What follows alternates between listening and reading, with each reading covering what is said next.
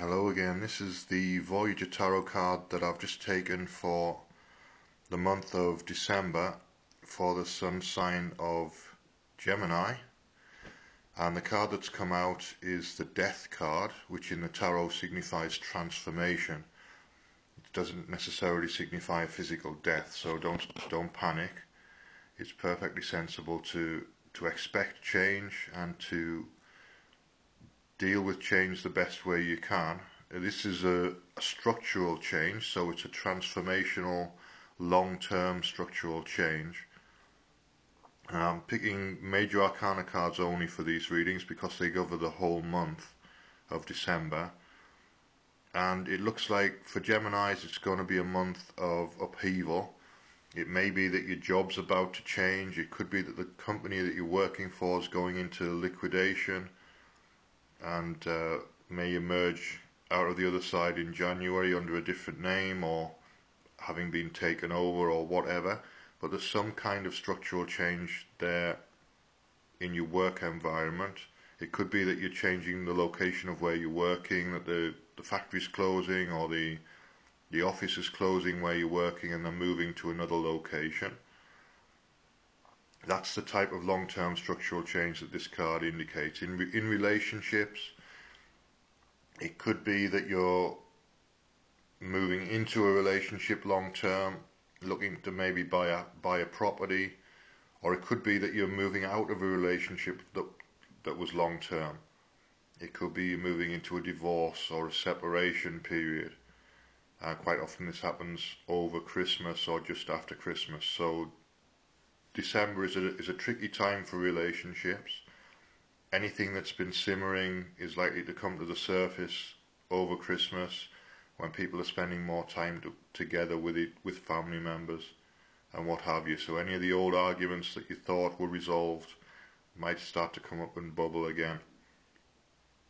There's an element of physical movement with this card, but it's not necessarily physical movement. It could be mental or emotional movement. It could be a shift in the way that you're thinking or a change in the way that you express your emotions. So it could be that you're toning your emotional reactions down and just taking a bit of time to respond rather than react.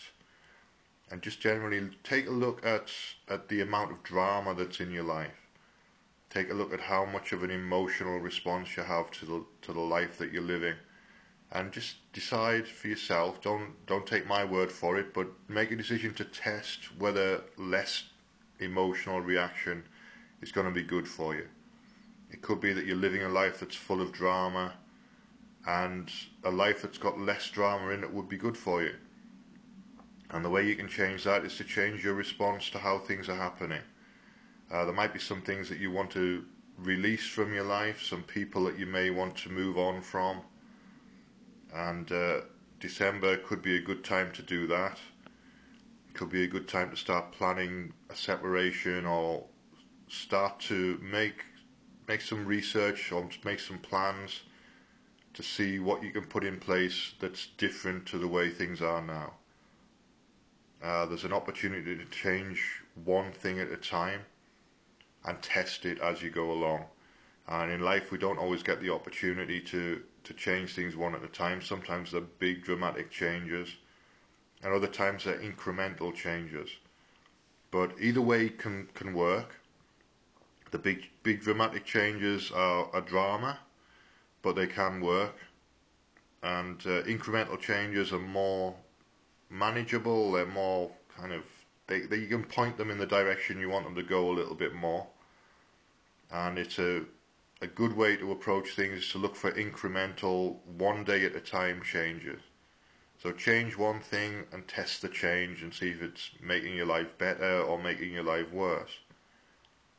And then the following day or the following week change something else. And test it and see whether it's making your life better or making your life worse, or whether it's neutral. If it's neutral, you can keep it.